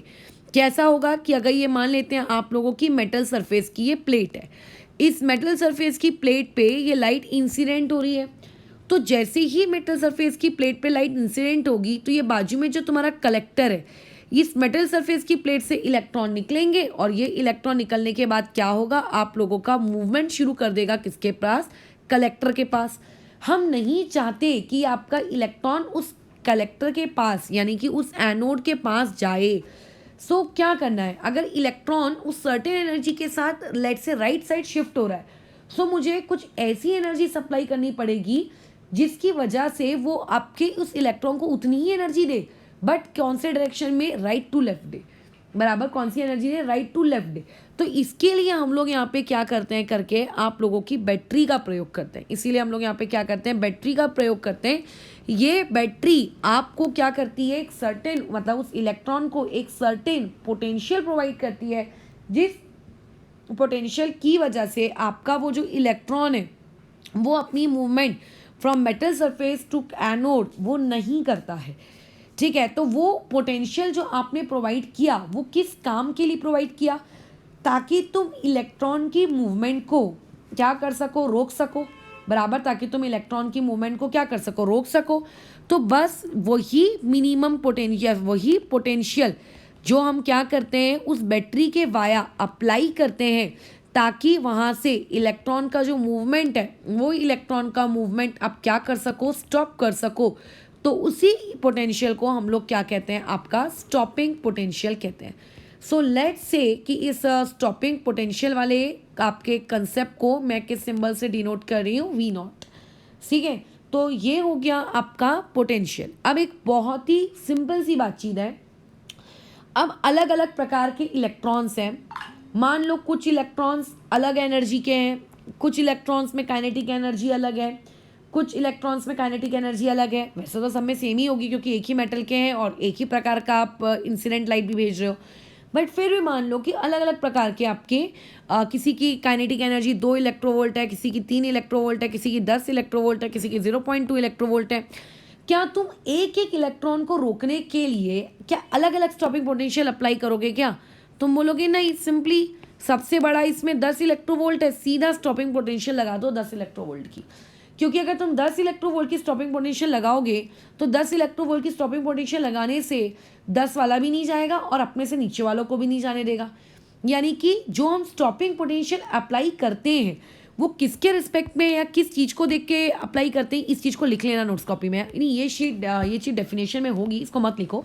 यानी कि जो भी हम स्टॉपिंग पोटेंशियल अप्लाई करते हैं, whatever stopping potential we apply, जो भी स्टॉपिंग पोटेंशियल, लेट्स से हमने जो स्टॉपिंग पोटेंशियल अप्लाई की, वो ये देखकर अप्लाई करते हैं कि जो इलेक्ट्रॉन इजेक्ट हो रहा है उस इजेक्टेड इलेक्ट्रॉन की काइनेटिक एनर्जी कितनी है करके, बराबर। काइनेटिक एनर्जी आप लोगों की कितनी है, जो मोस्ट एनर्जेटिक आपका इलेक्ट्रॉन होता है, ठीक है, उसके रिस्पेक्ट में आप क्या करते हो करके पोटेंशियल अप्लाई करते हो। ये बात याद रखना। तो यानी कि एक टॉपिक यहाँ से याद रखना, स्टॉपिंग पोटेंशियल ये किस चीज़ को रिजेंबल करता है, काइनेटिक एनर्जी को, जो भी मैक्सिमम काइनेटिक एनर्जी को, ठीक है। स्टॉपिंग पोटेंशियल किसको रिजेंबल करता है, मैक्सिमम काइनेटिक एनर्जी को। चलो, तो अभी इसी कंसेप्ट में हम लोग एक बार फिजिक्स का एक वर्क एनर्जी थ्योरम लगाते हैं, जो तुम लोग इस साल 11th स्टैंडर्ड में पढ़ोगे। इस 11th स्टैंडर्ड के हिसाब से कि आपने वर्क एनर्जी थ्योरम के अकॉर्डिंग वो ये कहता है कि आपके इलेक्ट्रॉन की काइनेटिक एनर्जी में जो चेंज आया, ठीक है, वो इक्वल है किसके, जो पोटेंशियल मैंने अप्लाई किया उसकी वजह से जो वर्क डन हुआ।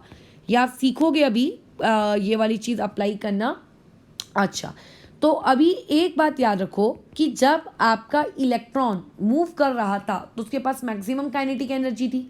जब तुमने स्टॉपिंग पोटेंशियल लगाया तो बेचारा वो रुक गया। तो रुक जाने की वजह से पहले उसका काइनेटिक एनर्जी मैक्स था और अब उसका क्या हो गया, आपका स्टॉपिंग पोटेंशियल, मतलब अब वो रुक गया, मतलब उसकी काइनेटिक एनर्जी ज़ीरो हो गई। तो ये चेंज उसमें आया। अब आपने वर्क डन कैसा किया, तो अभी तुम लोग ये सारी चीज़ें आप 12th में फिजिक्स में पढ़ोगे कि एक इलेक्ट्रिक चार्ज को अगर मतलब पोटेंशियल के द्वारा निकाला हुआ वर्क डन होता है चार्ज मल्टीप्लाई बाय आपने कितना पोटेंशियल अप्लाई किया। तो अभी यहाँ पे तो इलेक्ट्रॉन मूव कर रहा है, सो यहाँ पे क्या मैं ये लिख सकती हूँ करके, क्यू को हटा के ई फॉर इलेक्ट्रॉन, इलेक्ट्रॉन के ऊपर का चार्ज, तो ये आ जाएगा मैक्सिमम काइनेटिक एनर्जी। ये हो गया आप लोगों का नेक्स्ट न्यूमेरिकल। यहाँ से सीधा सीधा सवाल आ सकता है कि किसी भी इलेक्ट्रॉन की मैक्सिमम काइनेटिक एनर्जी कितनी होगी पहचानो। तो इलेक्ट्रॉन का चार्ज वो जो कि कांस्टेंट है और जितनी स्टॉपिंग पोटेंशियल हमें लग रही है वो।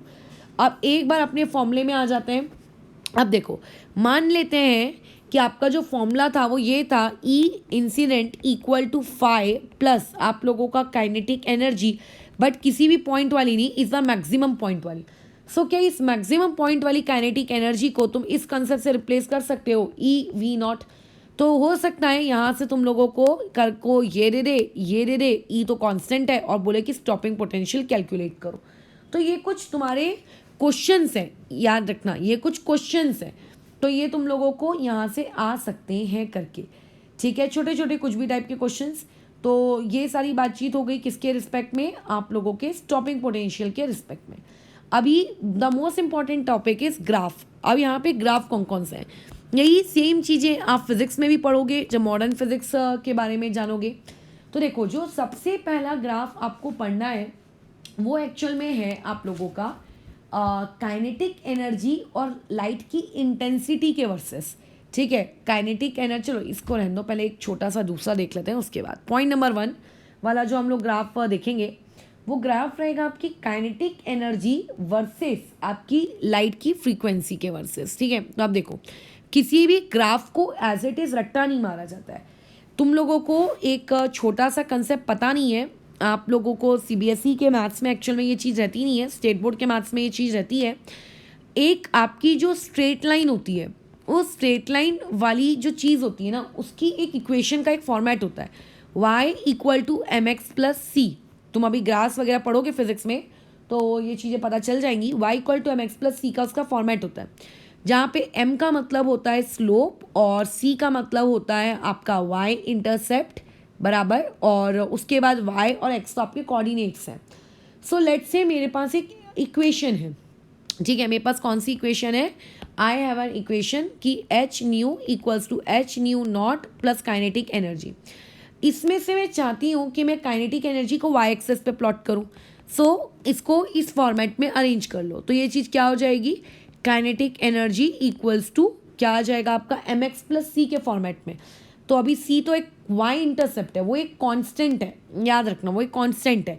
एच तो वैसे भी दुनिया का एक कांस्टेंट होता है, और न्यू नॉट हर मेटल का पहले से फिक्स होता है, ऐसा नहीं होता है कि तुम्हारे लिए पोटेशियम का न्यू नॉट अलग और मेरे लिए अलग। तो ये एच न्यू और माइनस में एच न्यू नॉट, यानी कि इसमें ये वाली क्वांटिटी मेरी वेरिएबल है, इसका मतलब ये मेरा एक्स है, ये मेरा वाई है। सो एक्स एक्सिस में मैं किसको प्लॉट कर रही हूँ, फ्रीक्वेंसी को प्लॉट कर रही हूँ, फ्रीक्वेंसी यानी कि जो हम सप्लाई कर रहे हैं न्यू तक। अब क्या होगा, इस इक्वेशन को अगर मैं देखूँ, कंपेयर करूँ, तो यहाँ पे ऊपर y equal to M X plus C के साथ m कितना है, यहाँ पे m मेरा h है। यही तुम लोगों का एक क्वेश्चन यहाँ क्रिएट हो गया कि फोटो m मतलब स्लोप, ठीक है, m मतलब स्लोप। यहीं पे एक क्वेश्चन क्रिएट हो गया कि कल को अगर काइनेटिक एनर्जी और वर्सेस फ्रीक्वेंसी का ग्राफ बनाने को ड्रॉ किया करने को बोला जाए, तो उस ग्राफ से जो स्लोप निकलेगी, ठीक है, उस ग्राफ से जो स्लोप निकलेगी वो स्लोप आप लोगों की क्या होगी, h। ये 10th क्लास की मैथ्स में कोऑर्डिनेट ज्योमेट्री में ये सारा पार्ट होता है, बट तुम लोगों के सीबीएसई में नहीं था, तो इसीलिए तुम लोगों को ये चीज़ें अभी ऐसी न्यू लग रही होंगी। अदरवाइज स्टेट बोर्ड में ये चीज़ें होती हैं, उनको 10th की कोऑर्डिनेट ज्योमेट्री में ही ये चीज़ होती है। अभी सीख जाओगे बट तुम लोग जैसी मैथ्स में आगे बढ़ोगे, टाइम है बट उसको। तो ये स्लोप आप लोगों का क्या होगा, h। यहीं से एक क्वेश्चन आप लोगों के पास निकल के क्या हो गया, क्रिएट हो गया कि काइनेटिक एनर्जी वर्सेस फ्रीक्वेंसी का अगर ग्राफ बनाया जाता है तो वो जो ग्राफ होता है उस ग्राफ से हमें कौन सा कांस्टेंट की वैल्यू निकलती है। सो प्लैंक कांस्टेंट वहाँ से हमें मिलता है, ठीक है। इस टाइप का एक न्यूमेरिकल भी रहेगा अभी तुम लोगों की शीट में। तो ये प्लैंक कांस्टेंट हमें मिलता है, जहाँ पे सी क्या है, वाई इंटरसेप्ट। वाई इंटरसेप्ट मतलब किस पॉइंट पे आप लोगों के उस लाइन ने वाई एक्सिस को कट किया। सो इस इक्वेशन को अगर तुम ध्यान से देखोगे तो यहाँ का स्लोप आया है पॉजिटिव और वाई इंटरसेप्ट की वैल्यू आ रही है निगेटिव। तो ये चीज़ इम्प्लाइज करती है करके कि आपका ग्राफ पहले तो इंक्रीजिंग नेचर का है, लेकिन इंक्रीजिंग नेचर का है ही है, लेकिन उसका वाई इंटरसेप्ट ज़रूर कैसा है करके निगेटिव है, ठीक है। उसका वाई इंटरसेप्ट कैसा है, उसका निगेटिव, मतलब वो निगेटिव वाई एक्सेस को टच कर रहा है। सो होता कैसा है कि काइनेटिक एनर्जी और मैं फ्रीक्वेंसी का अगर ग्राफ बनाऊं तो आपका ग्राफ यहाँ ओरिजिन से बनना शुरू नहीं होता, आपका ग्राफ बनना शुरू होता है सर्टेन इस पॉइंट से और फिर करके ये से ऊपर ऊपर ऊपर ऊपर जाता है। अब ये जो पॉइंट होता है, इस पॉइंट तक आपकी कोई काइनेटिक एनर्जी क्यों नहीं है, क्योंकि ये पॉइंट है आपके न्यू नॉट का। याद करो, जब आप उसको एक मिनिमम एनर्जी से जब आप एक्स्ट्रा एनर्जी दे देते हो ना, तभी तो उसकी वो एक्स्ट्रा एनर्जी काइनेटिक में कन्वर्ट होती है, अदरवाइज वो कभी काइनेटिक में कन्वर्ट होगी क्या, नहीं। और इसको अगर तुम डॉट डॉट करके पीछे एक्सटेंड करो तो जिस पॉइंट पे आपका ये ग्राफ कट मार रहा होगा, ये जो डिस्टेंस है, this distance is known as आप लोगों का एच न्यू नॉट। यही डिस्टेंस आप लोगों का क्या कहलाएगा, एच न्यू नॉट। बल्कि इसको साइन के साथ अगर मैं बात करूँ तो माइनस एच न्यू नॉट है, ठीक है। अच्छा, अब आ जाते हैं ग्राफ नंबर 2 में हम लोग। ग्राफ नंबर 2 बहुत ही सिंपल सा है, बट इसी पॉइंट से निकाला हुआ एक और लॉजिक है। वो लॉजिक ये है कि जैसे तुम्हें पता है कि एच न्यू इक्वल्स टू होता है एच न्यू नॉट प्लस तुम लोगों की काइनेटिक एनर्जी। अब यहाँ पे काइनेटिक एनर्जी को एक काम करो, स्टॉपिंग पोटेंशियल के टर्म्स में लिख दो। तो जब तुम इसे स्टॉपिंग पोटेंशियल के टर्म्स में लिखोगे तो ये ई वी नॉट हो जाएगा। अब अगर मैं चाहती हूँ कि मेरे वाई एक्सिस पर, ठीक है, ई वी नॉट होना चाहिए, सो इसको अरेंज करो Y equal to M X plus C वाले फॉर्मेट में। तो ये चीज़ कितनी हो जाएगी आप लोगों के पास, E V naught equals to H nu minus में एच न्यू नॉट बराबर ये आ गया। आई वॉन्ट कि मैं आप लोगों का वाई एक्सिस पे सिर्फ वी नॉट को ही प्लॉट करूँ। सो वी नॉट की वैल्यू यहाँ से कितनी आ जाएगी, एच बाई ई, एक कॉन्स्टेंट है, मैंने इसको साथ में लिख दिया, H by E V not, ये तो पूरा का ही पूरा कॉन्स्टेंट है। सो यहाँ पे y क्या है, y is V not. X axis में किसे प्लॉट करेंगे, हम फ्रीक्वेंसी को प्लॉट करेंगे। यानी कि ये जो ग्राफ है, ये ग्राफ किसके वर्सेस है, स्टॉपिंग पोटेंशियल। वी नॉट मतलब स्टॉपिंग पोटेंशियल, v है वो v, यहाँ वाले ये देखो ये वी नॉट है और ये न्यू नॉट है, दोनों में डिफरेंस है। और उसके बाद ये एक्स एक्सेस में मैं किसको प्लॉट करूँगी, फ्रीक्वेंसी। तो अगेन पहले तो ग्राफ स्ट्रेट लाइन तो आने वाला है, नो डाउट, लेकिन जैसे तुम्हें पता है कि वो आपका किस इस पॉइंट से स्टार्ट होगा, क्योंकि उस पॉइंट तक तो आप लोगों की जितनी भी आप एनर्जी दोगे वो तो इलेक्ट्रॉन को निकालने में चली जाएगी ना। अब जब तुम इसको पीछे पीछे एक्सटेंड करोगे तो जब पीछे पीछे एक्सटेंड करने पे जो वाई इंटरसेप्ट आएगा, ये वाई इंटरसेप्ट बस फर्क इतना है कि इस बार एच न्यू नॉट माइनस में और अपॉन में ई रहेगा। सो ये एक पॉइंट ऑफ डिफरेंस है कि ऊपर वाले ग्राफ में जो वाई इंटरसेप्ट होता है वो वाई इंटरसेप्ट होता है minus of H nu not और नीचे वाले में minus of H nu not by E. Point of difference number 2, यहाँ पे अगर मैं m बोलूँ, m कितना है, तो m यहाँ का कितना है, h/e बराबर, अगर मैं स्टॉपिंग पोटेंशियल और फ्रीक्वेंसी के बीच का अगर ग्राफ ड्रॉ करती हूँ तो यहाँ पे ये कितना है, h/e, और ऊपर में स्लोप कितना था आप लोगों का, h। सो ऊपर वाले क्वेश्चन में अगर आप स्लोप कैलकुलेट करोगे तो वो स्लोप आप लोगों का कितना निकल कर आएगा, h/e। ठीक है, और स्लोप का फॉर्मूला एक और होता है टैन थीटा। तो कई बार ना तुमको ये थीटा दे देता है और तुमसे बोलता है h बताओ कितना है, तो तुम यहाँ से इस थीटा का टैन थीटा निकाल दो, that tan theta is slope, और स्लोप के इसमें फिर h/e लगा के e मल्टीप्लाई करके फिर h निकाल लो। ये हो गया आप लोगों का करके ग्राफ नंबर 2। अब आ जाते हैं हम लोग हमारे ग्राफ नंबर 3 पे। ये तो बहुत ही सिंपल है करके। ग्राफ नंबर 3 आप लोगों का क्या है, देखो ये लेट्स से तुम्हारी एक मेटल सरफेस है, इस मेटल सरफेस पे आप लोगों की ये लाइट इंसिडेंट हो रही है। सो अगर तुम इस लाइट को इंसिडेंट करवा रहे हो तो वो जो आप लोगों का फोटोन आता है, जो आप लोग ये इंसिडेंट फोटोन को नीचे भेज रहे हो, ये इंसिडेंट फोटोन, ठीक है, सिर्फ एक ही इलेक्ट्रॉन इजेक्ट करेगा। ये बात याद रखना, सिर्फ एक इलेक्ट्रॉन इजेक्ट करेगा अब उस सरफेस से। अगर इसके पास ज़्यादा एनर्जी है, जैसे मैंने कहा रिक्वायर्ड है 5 इलेक्ट्रोवोल्ट और तुमने उसको सप्लाई दे दी 15 इलेक्ट्रोवोल्ट की, सो ऐसा नहीं है कि वहाँ से 3 इलेक्ट्रॉन निकल जाएंगे। इस 15 इलेक्ट्रोवोल्ट के आने से निकलने वाला है एक ही इलेक्ट्रॉन, और बाकी की 10 इलेक्ट्रोवोल्ट की जो एनर्जी है वो किस फॉर्म में रहेगी, इस इलेक्ट्रॉन के अंदर, in the form of kinetic energy.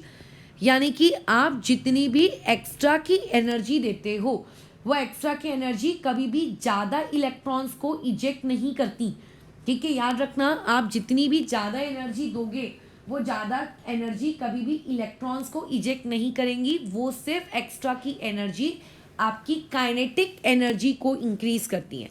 So if we are talking about कि एक ऐसा ग्राफ जिसमें काइनेटिक एनर्जी वर्सेस किसके बीच में बनाया जाए, आप लोगों के क्या कहते हैं उसको, जो इंसिडेंट फोटोन आ रहा है उसकी फ्रीक्वेंसी के वर्सेस में। तो अगर फ्रीक्वेंसी किसी भी इंसिडेंट फोटोन की बहुत ज़्यादा होगी तो उससे उसका वर्क फंक्शन ज़्यादा नहीं होगा, क्योंकि वर्क फंक्शन जो है सो है, वो फिक्स है। हर मेटल का वर्क फंक्शन एक ही है। जब आप ज़्यादा फ्रीक्वेंसी दिए हो तो उस ज़्यादा फ्रीक्वेंसी की वजह से जो ज़्यादा एनर्जी गई है वो काइनेटिक एनर्जी को इंक्रीज करेगी। मतलब काइनेटिक एनर्जी और आप लोगों की फ्रीक्वेंसी का डायरेक्ट रिलेशनशिप चलता है। अब आ जाते हैं एक आखिरी टॉपिक पे, that topic is known as what, आपका इंटेंसिटी। अब what do you mean by the term intensity? Simply एक ही मतलब है कि per unit time, per unit area में कितनी आप एनर्जी वाली लाइट इंसिडेंट करवा रहे हो। लेट्स से ये एक सरफेस है, अगर इस पर यूनिट एरिया पर यूनिट टाइम, तो ये पर यूनिट एरिया के लिए मैं निकाल रही हूँ। पहले सिर्फ 2 रेज आ रही थी, इन रेज में मान लो एक एक फोटोन, तो एक एक फोटोन एक एक इलेक्ट्रॉन निकालेंगे। तो यानी कि अभी नंबर ऑफ इलेक्ट्रॉन्स जो इजेक्टेड है वो कितने हो गए आप लोगों के पास, 2। अब मैंने लाइट की इंटेंसिटी बढ़ा दी, एरिया वही है, ठीक है। अब मान लेते हैं आप लोगों के पास कुछ इस तरीके से 5 रेज आ रही हैं। सो अभी जो इलेक्ट्रॉन्स आप लोगों के इजेक्ट होंगे, ये इलेक्ट्रॉन्स जो इजेक्ट होंगे ये कितने होंगे, 5। तुम सोचो आप लोगों की इसमें करंट प्रोड्यूस क्यों होता है? करंट इसीलिए प्रोड्यूस होता है, आप लोगों का जो फोटो करंट है वो फोटो करंट प्रोड्यूस क्यों होता है? इलेक्ट्रॉन्स की वजह से। सो अगर आप लोगों के पास नंबर ऑफ इजेक्टेड इलेक्ट्रॉन्स अगर आपके पास ज़्यादा होंगे तो आपका करंट भी ज़्यादा होगा। अब फोटो इलेक्ट्रॉन ज़्यादा क्यों होंगे? क्यों? क्योंकि हम लोगों ने लाइट की इंटेंसिटी ज़्यादा रखी है। ज़्यादा इंटेंसिटी का मतलब ज़्यादा फोटॉन्स आए, ज़्यादा फोटॉन्स आए मतलब ज़्यादा इलेक्ट्रॉन्स इजेक्ट हुए। तो ऐसे केस में आप लोगों का जो ये फोटो करंट है, ये फोटो करंट का नंबर ऑफ इजेक्टेड इलेक्ट्रॉन्स के साथ कैसा रिलेशनशिप है, डायरेक्ट। और यानी कि फोटो करंट का किसके साथ रिलेशनशिप है, इंटेंसिटी के साथ, ठीक है, इंटेंसिटी के साथ। किसके साथ रिलेशनशिप है, इंटेंसिटी के साथ उसका एक डायरेक्ट रिलेशनशिप चलता है। बात समझ में आई? इसका कैसा रिलेशनशिप चलता है, डायरेक्ट रिलेशनशिप चलता है। सो यहाँ पे हम लोग अपना ग्राफ वाला पार्ट कैसा कंप्लीट करते हैं। अब कुछ और भी चीज़ है वो तुम लोगों को याद रखनी है, वो चीज़ें देखो, कुछ नोट्स हैं आपके, जैसे पॉइंट नंबर 1 कि अगर मान लेते हैं मेरे पास एक इंसिडेंट लाइट है, इस इंसिडेंट लाइट की अगर मैं फ्रीक्वेंसी इंक्रीज कर देती हूँ। सो फ्रीक्वेंसी को इंक्रीज करने से जो वर्क फंक्शन है वो आपका अनचेंज रहेगा, क्योंकि वर्क फंक्शन आपके एक मेटल की कैरेक्टरिस्टिक प्रॉपर्टी है, ठीक है, कैरेक्टरिस्टिक प्रॉपर्टी है, उसको उससे कोई फर्क नहीं पड़ेगा, वो जितना है सो है, बराबर। अच्छा, अभी वर्क फंक्शन जितना है सो है, अगर 5 इलेक्ट्रोवोल्ट का है और तुम दे रहे हो 15, तो निकलेगा एक ही इलेक्ट्रॉन, यानी कि कितने फोटो इलेक्ट्रॉन इजेक्ट होंगे, वो फोटो इलेक्ट्रॉन भी आपके अनचेंज्ड रहेंगे, उसको भी इस बात से कोई फर्क नहीं है ज़्यादा एनर्जी आई कि नहीं आई, बराबर, उसको उससे कोई फर्क नहीं पड़ेगा। लेकिन हाँ, एक चीज़ को फर्क पड़ेगा, वो होगी काइनेटिक एनर्जी। तुम जितनी एक्स्ट्रा एनर्जी दोगे वो सारी की सारी एक्स्ट्रा एनर्जी क्या होगी आप लोगों की, किस में चली जाएगी, काइनेटिक एनर्जी के इसमें चली जाएगी। और अगर फोटो इलेक्ट्रॉन सेम रहेंगे तो अगर आप लाइट की, इंसिडेंट लाइट की आप करके फ्रीक्वेंसी बढ़ा भी देते हो, तो फोटो इलेक्ट्रॉन जो होंगे उनकी वजह से जो फोटो करंट प्रोड्यूस होगा, क्योंकि फोटो इलेक्ट्रॉन आपके अनचेंज है, तो देयरफॉर फोटो करंट को भी कोई भी असर पड़ने वाला नहीं है। सो अगर तुम्हें करंट बढ़ाना है तो तुम्हें इलेक्ट्रॉन बढ़ाने होंगे, और अगर तुम्हें इलेक्ट्रॉन बढ़ाना है तो तुम्हें लाइट की इंटेंसिटी बढ़ानी होगी, ना कि उसकी फ्रीक्वेंसी, ठीक है। तुम्हें क्या करनी होगी, उसकी इंटेंसिटी इंक्रीज करनी होगी, ना कि उसकी फ्रीक्वेंसी। फ्रीक्वेंसी से आपके फोटो करंट को कोई भी फर्क नहीं पड़ता। आप इंटेंसिटी बढ़ाओ, नंबर ऑफ फोटॉन्स बढ़ेंगे, नंबर ऑफ इलेक्ट्रॉन्स बढ़ेंगे, और आपकी जो काइनेटिक है, सॉरी, जो आप लोगों का करंट है वो भी बढ़ेगा। यानी कि जिस तरीके से इंसिडेंट लाइट की फ्रीक्वेंसी से सिर्फ काइनेटिक एनर्जी को फर्क पड़ता था, बाकी के 3 पैरामीटर्स आपके वैसे के वैसे थे। यहाँ पे ये जो मैंने एरो वाला सिंबल बनाया है, यहाँ पे इसका मतलब है इंक्रीज, ठीक है। अच्छा, तो वैसे ही आप लोगों का जो इंटेंसिटी होती है, वो जो लाइट की इंटेंसिटी है, ठीक है, आपने जो इंसिडेंट लाइट भेजी है, उस इंसिडेंट लाइट की जो इंटेंसिटी है, उस इंसिडेंट लाइट की इंटेंसिटी से आपकी काइनेटिक एनर्जी कैसी रहेगी करके अनचेंज्ड रहेगी, ठीक है। बस फर्क इतना पड़ेगा कि पहले 1 रे आती थी और अब आप लोगों की कितनी रे आएंगी, 10। ज़्यादा कुछ नहीं मिल रहा है, बस ज़्यादा मतलब 15 इलेक्ट्रोवोल्ट नहीं मिल रहा है, या 20 इलेक्ट्रोवोल्ट नहीं मिल रहा है, बस 15 इलेक्ट्रोवोल्ट वाले 100 लोग आ रहे हैं। सो उससे उसको क्या फ़र्क पड़ना है। अच्छा, पॉइंट नंबर 2, साथ ही साथ में, लेकिन हाँ, अब आपका जो फोटो इलेक्ट्रॉन है, जो इलेक्ट्रॉन आप इजेक्ट करते थे, वो फोटो इलेक्ट्रॉन इजेक्टेड अब आपके क्या हो जाएंगे, इंक्रीज, क्योंकि फोटो इलेक्ट्रॉन इजेक्टेड इंक्रीज हो जाएंगे। सो देयरफॉर अब तुम लोगों का जो फोटो करंट है, वो फोटो करंट भी क्या हो जाएगा, इंक्रीज। सो अगर आपको एक लास्ट ग्राफ बोला जाए कि आपको ड्रॉ करना है काइनेटिक एनर्जी वर्सेस किसके बीच में, इंटेंसिटी के बीच में, तो याद रखना काइनेटिक एनर्जी इंडिपेंडेंट होती है इंटेंसिटी से। सो ये ग्राफ कुछ ऐसा आएगा, ये ऐसा एक स्ट्रेट लाइन कि उसको कोई फर्क नहीं पड़ता, काइनेटिक एनर्जी की जो एक वैल्यू है सो है करके, ठीक है, ये आप लगाओगा। सो ये एक लॉजिक बहुत इंपॉर्टेंट है कि photo current, intensity, kinetic energy, frequency, ये बात याद रखना। ये दोनों बहुत ही सिंपल से टॉपिक हैं तुम लोगों का। फोटो करंट को फ्रीक्वेंसी से फ़र्क नहीं पड़ता और काइनेटिक एनर्जी को इंटेंसिटी से फ़र्क नहीं पड़ता, बस ये वाला पार्ट। और यहाँ पे फिर हम लोगों का अभी फोटो इलेक्ट्रिक इफेक्ट आप लोगों का ख़त्म होता है। बहुत ही सिंपल सी चीज़ थी। और भी प्रकार के ग्राफ तुम यहाँ पे ड्रॉ कर सकते हो। ग्राफ्स की देखो कोई लिमिट नहीं है कि करके अरे मैंने इतने ग्राफ बनाए, तुम और भी ग्राफ बना सकते हो अलग अलग क्वांटिटी के वर्सेस। तुम अलग अलग बुक्स पढ़ोगे तो तुम्हें हो सकता है और भी चीज़ें मिल जाए और ग्राफ्स मिल जाए, तो उसको अपनी नोट्स कॉपी में कैसा इंक्लूड कर लेना। अच्छा, अभी जो तुम्हें शीट आज सर ने शेयर की है, उस शीट में देखो एक टॉपिक होगा, आई थिंक पेज नंबर 6, 7, 8 इनमें से किसी पेज में होगा, 5 से लेके 8 के बीच में देख लेना।